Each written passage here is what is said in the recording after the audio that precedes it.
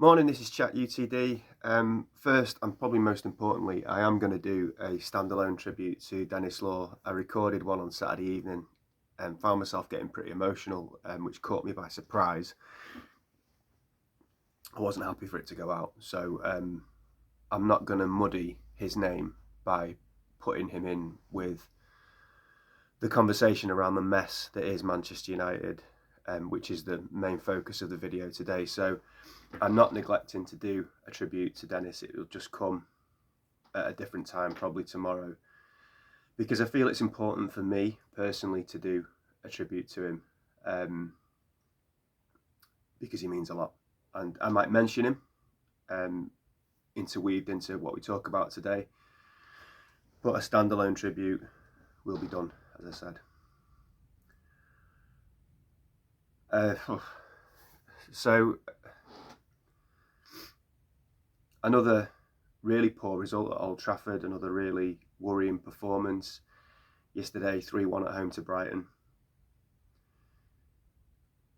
The performance against Southampton and the result and the performance against Brighton just stresses that no corner has been turned. With the Arsenal and the Liverpool game, there was that question, wasn't there? You know, could this be a dawn? Could this be something different? There was so much scrutiny on the team because of that. You've just drawn against Liverpool. You've taken Arsenal to penalties, playing with 10 men for 60 minutes. You've showed fight, you've showed character, you've showed some of the fundamental basics that we want to see. Now is the test. Can you do it against Southampton and Brighton? This is what we're going to judge you on. The glare of the football world was on United, and they've failed miserably. And you'd think, with that glare of the football world being on them, if they had anything about them, even if it's just pulling the wool over people's eyes for another couple of games, they'd have roused themselves to give something, to give that extra 2 or 3%. But it's just not in them. It's just not there. I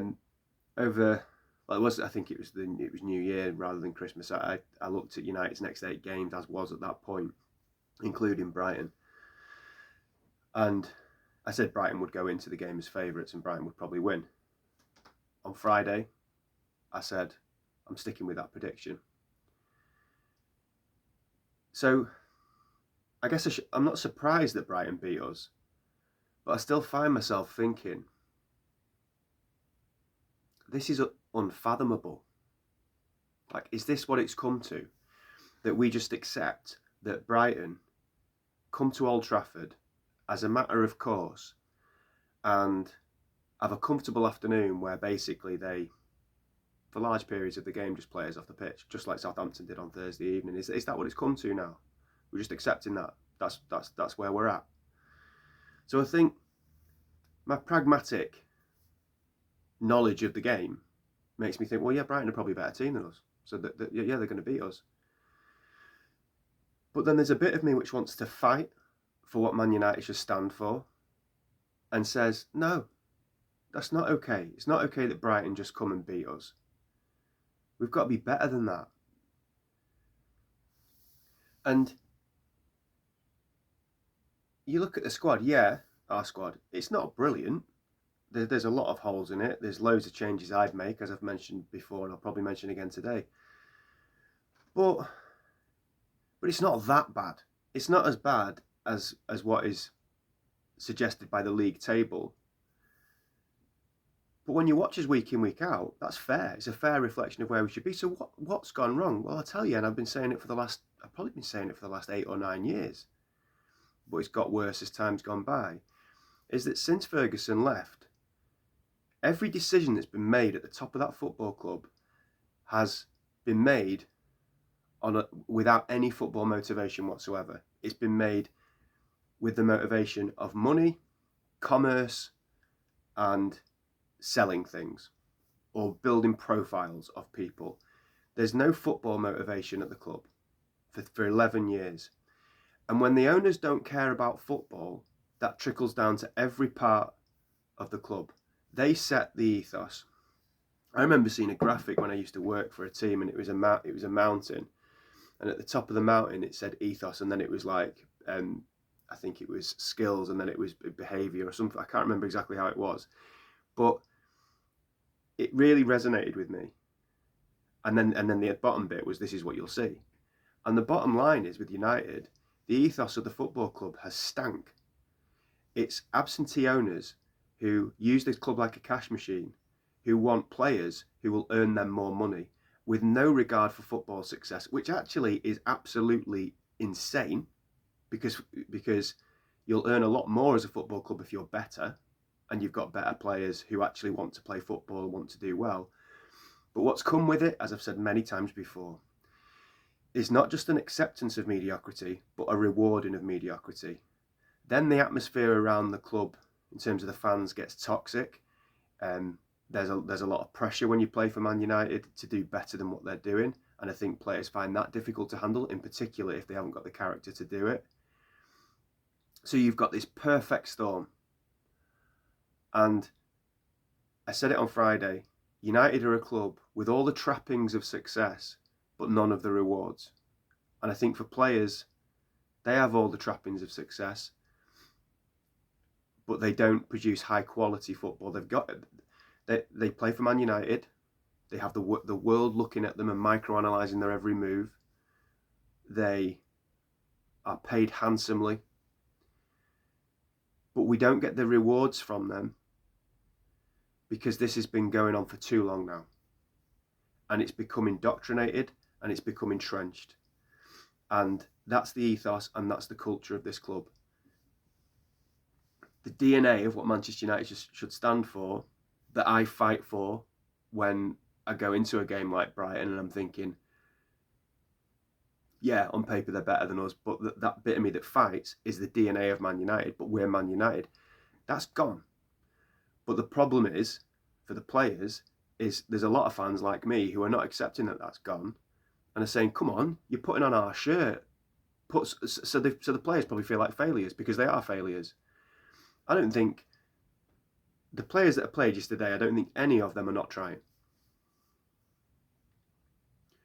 I think they're a product of the culture they're a part of, which has been 11 years in the making. Plus, they're probably not really good enough. We've had poor recruitment in terms of like the quality of the players that we brought in. It's an Erik Ten Hag centric team, because most of it is his team.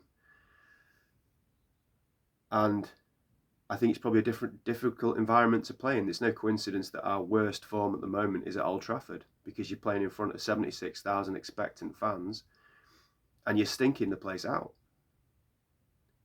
And that's probably a lot harder than playing in front of 2,000 or 3,000 away fans who've always got your back, who will probably support you. Well, I saw it last season when we got beat with Crystal Palace 4-0. The fans singing "We love United, we do," and clapping the players off the pitch. Not something I particularly agree with, but unconditional, absolute backing. And you see some of the foreign players in particular on nights like that looking over at the away end, dumbfounded, like, what have we done to deserve this? Like, they should be throwing stuff at us. And I think that's kind of mixed messages. I just think the whole thing is an absolute mess. And this is set now. This is the culture. And this is, God, I find myself almost becoming a parody of myself with how often I say this. This is why we needed a full takeover. We needed a complete and utter reset where everything changed.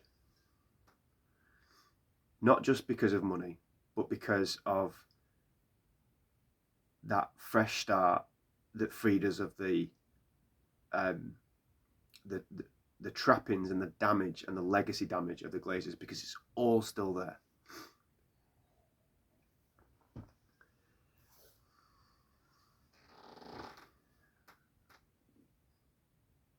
I think about, okay, so what do we need to change then? I can tell you what I think we need to change. It ain't going to happen in the short term. I said it on Friday. We need to get rid of a combination or all of Rashford, Shaw, Lindelof, Mount, Casemiro, Eriksen, Malacia, Anthony. 8 players.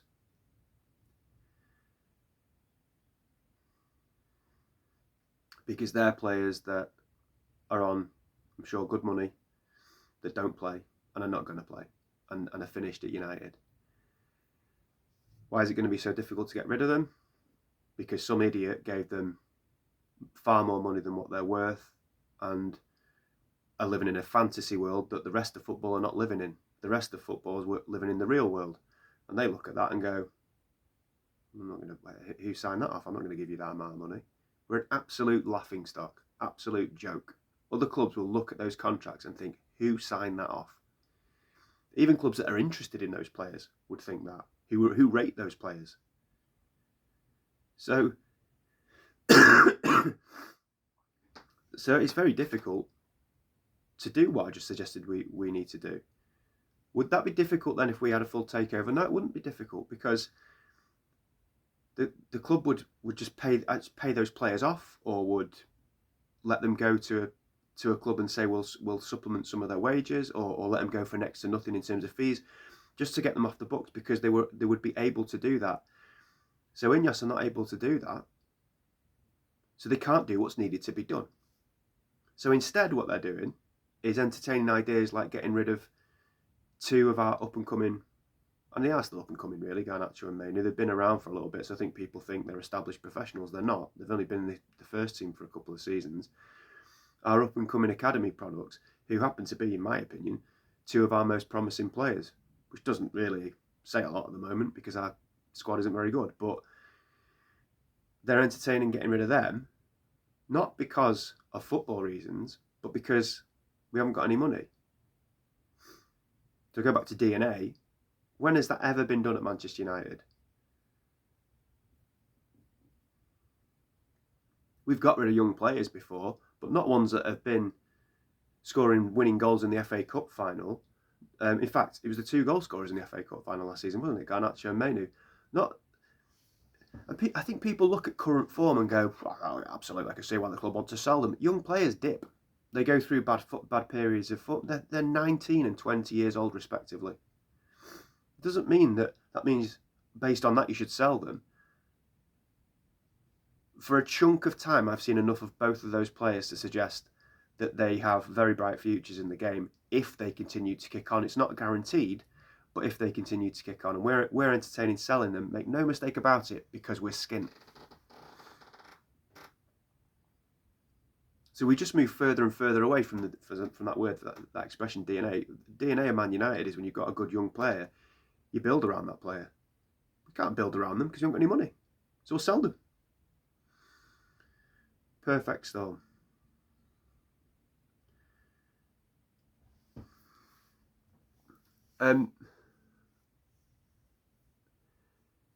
When I've said this, I don't know when I said it, last year sometime in the build up to the takeover, I said that since Ferguson left and the Glazers have been calling the shots, I find myself as a fan consistently compromising my opinion in order to not look like a spoiled brat, essentially. So they'll buy a player that I know won't work out, but you feel like you've got to get behind, and it doesn't work out. They'll appoint a manager or several managers who you know in your gut is not the right person and it's not going to work out, but you get behind it because you feel like you have to, and it doesn't work out. They will give someone a bumper new contract, which you know is the wrong decision and it won't work out, but you don't say too much about it because you want to get behind it, and it doesn't work out. And then finally, you've got the option of Ineos or Qatar, and every single part of me, 100% of me, knew that Qatar or something of that equivalent would be the best thing for United, and yet it's Ineos, and I, again, 100% know it's not going to work out, but find myself compromising to say, well, you've got to get behind it because that's what we've got. And sure enough, it's not working out. Now, football supporters up and down the country of all different clubs will say that that's being a football fan, that you think I'm not too sure about that. Yeah, but it's also neutralised and balanced out by lots of good stuff as well, more often than not. Certainly if you're a proper club that's going to be successful. If you're not, then it won't be balanced. And that's the thing with United, it isn't balanced out.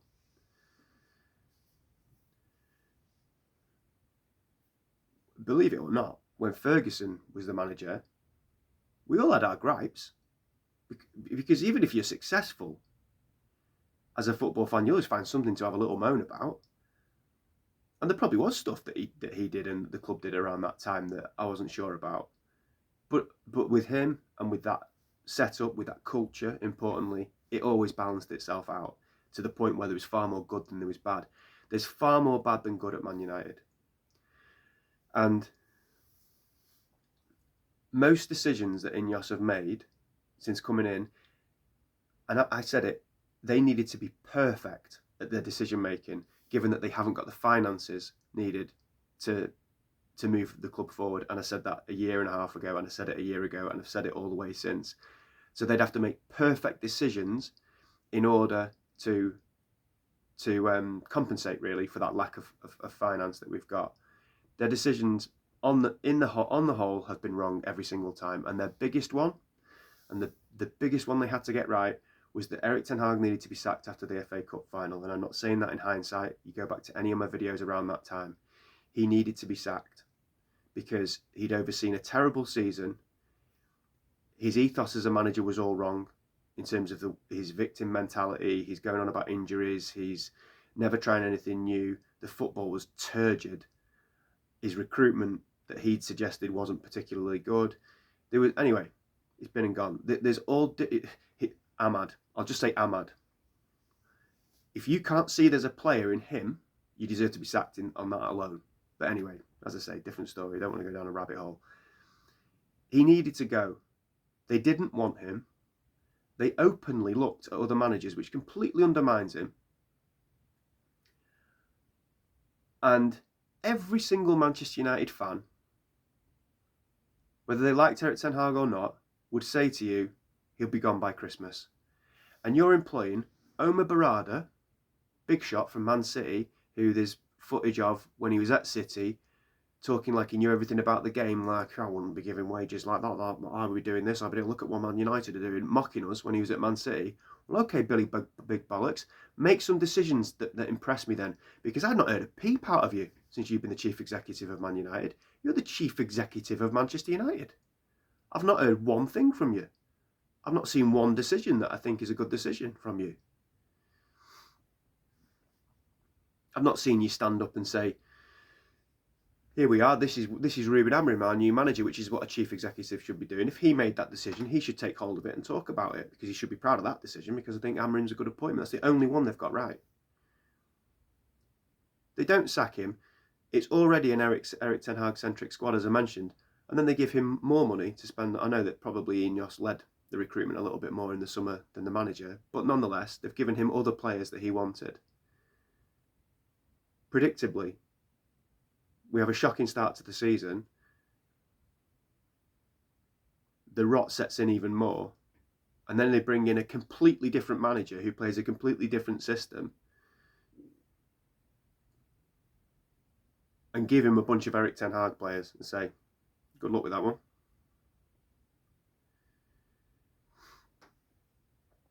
Put ticket prices up, cut donations to charities, sacked loads of people who were on a working living, persisted with Rashford when, again, anyone that knows anything about football will tell you it's finished.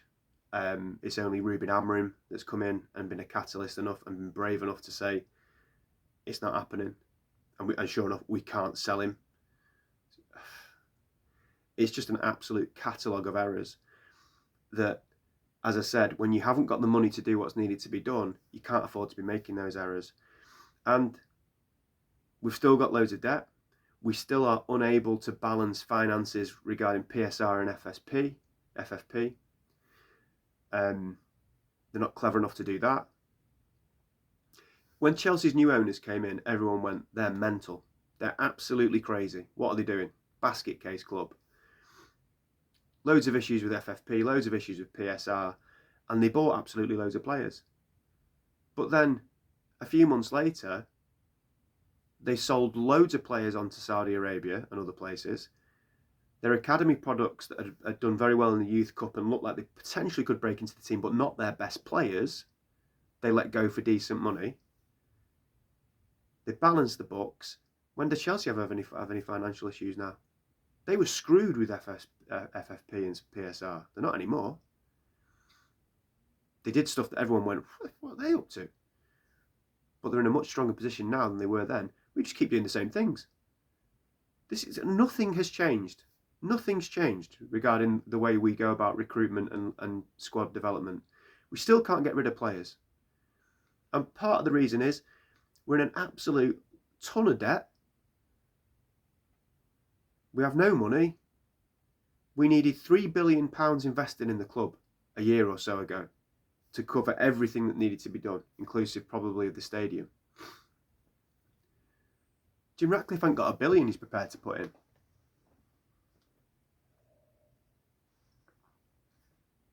So how's that going to tally up?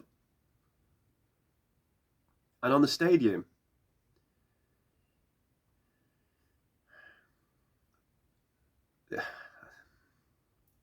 the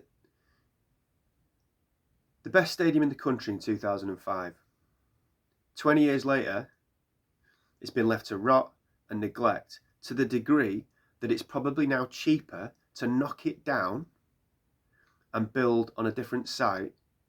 So our stadium, the heart of Manchester United, where all our memories are, where, for me, and this might sound soppy, I don't care, the ghosts of the Busby Babes are. Our stadium, sacred, should be a protected species, should be a listed building, as far as I'm concerned. It's going to have to be knocked down, and Ineos, this is on you, because you've chosen to get in bed with the people who neglected it. And the cheaper option, and the option to keep the money coming in the door whilst the stadium's being built, is that you're going to knock that down. The heart of the club ripped out, all those memories. And I don't care what Tottenham did. I don't care what Arsenal did. I don't care what Middlesbrough and Sunderland and Man City did. And this is part of modern football. No. Manchester United are supposed to stand for something. It's supposed to be different. We're supposed to be pioneers.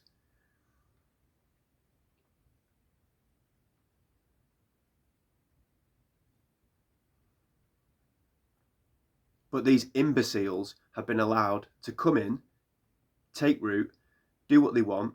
No one's fought hard enough to get rid of them. And this is the result, is again, compromise. Our stadium won't be our stadium anymore. It's just killing the club. Killing the heart of what Manchester United are. It's disgusting. It's an absolute disgrace.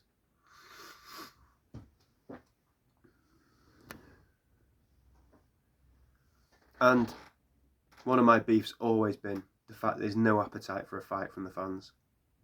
Apathetic, passive, and to be honest, in the main, pathetic. Wouldn't happen at Liverpool. I don't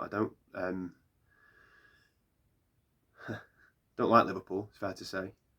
Don't like their fans and their mentality. They'd fight for their club if this was happening, and has been happening for the last however many years. This isn't just a now problem. This has been a problem. This isn't because we got beat by Brighton. This is a problem that's been going on for years. This is the reason I started this channel. All the same issues are still there from 18 months ago, it's more than 18 months, 20 months ago when I started this channel. And no one's prepared to fight. So no one's prepared to fight, so the reality is this. The reality is we are where we are now. We're 13th in the Premier League. And with the current ownership model, this is what's going to continue to happen. This is going to be the norm.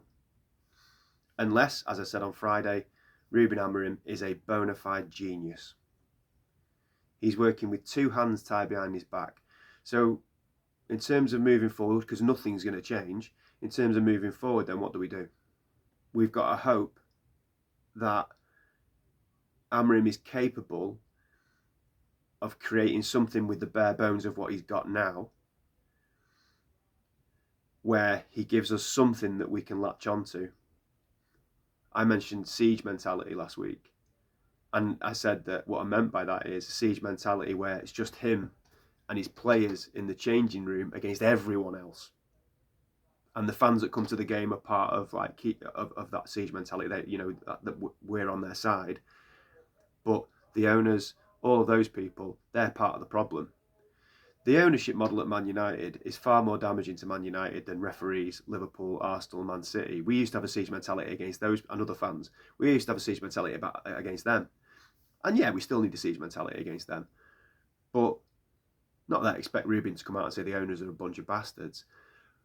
But in his own mind, in the dressing room, I'd love him to be saying stuff like, lads, the reason this is like this is because we're run by people who know nothing about football, who don't care about football, who don't care about our great club.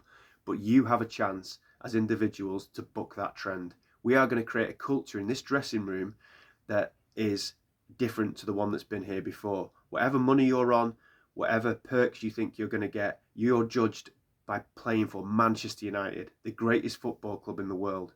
And if you want it, we can do something quite special here. Forget what they're saying at the top. Forget commercial deals. Forget all that kind of stuff. We're judged on the pitch.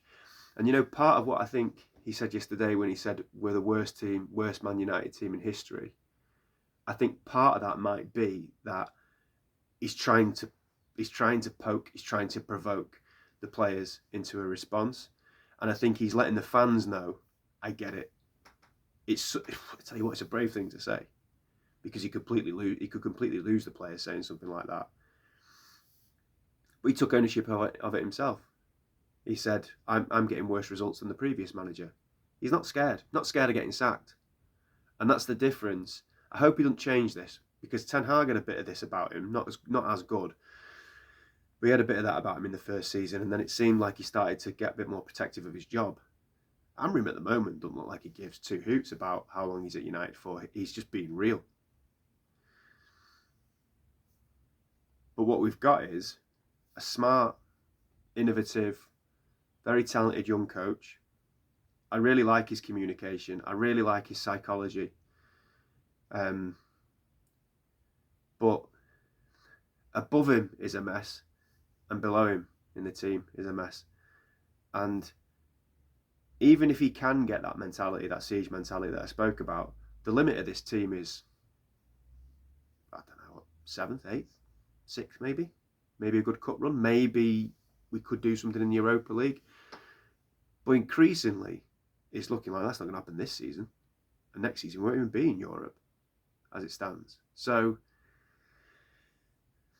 there's a ceiling to it. And the ceiling comes back to what it always comes back to, which is we haven't got an ownership model that is ambitious enough, that has the finances to match any ambitions they do have. And the legacy damage done by the Glazers and the fact they're still there is too much to bear. We're starting from too low a position to be able to be as successful as we want to be with what we've got. You can see hopefully why I didn't want to muddy Dennis with a tribute alongside all this, because he deserves an exclusively positive video about him and the legacy that he left as a player. And I'm going to end on that. When I was a kid growing up in the 80s, I was regaled by stories from my uncle in particular, because Dennis was my uncle's hero, and my dad and his mates, and they talk about going in the 60s with Law, Best and Charlton. And I used to have these VHS videos of best United games of the 60s, best United games of the 70s, and Dennis and Best and Charlton would be a big part of that. And I remember watching them as a young kid, and the team at that time, United's team, wasn't very good in the 80s, and just feeling magic, feeling this connection, feeling this sense of like, almost like, don't want to sound like otherworldly, but almost like you felt like you were there. You felt like that's hard to describe. It's like mystical, romanticized. The kit, the stadium, I used to watch them, and I could picture myself watching it, and the colour, the red, the white and the black, everything about it just screamed out at me. But it's the personality of those players. And when one of them passes away, like when Bobby did, obviously a year or so ago, and then Dennis, plus with what's going on now at the club, you just see, and that word DNA, you just feel like it's going, you're losing those connections. It's getting further and further away and further removed from that, which is hard. But anyway, as I said, I'll do a standalone tribute to Dennis, probably tomorrow. Okay, thanks for watching if you did. Glazers out.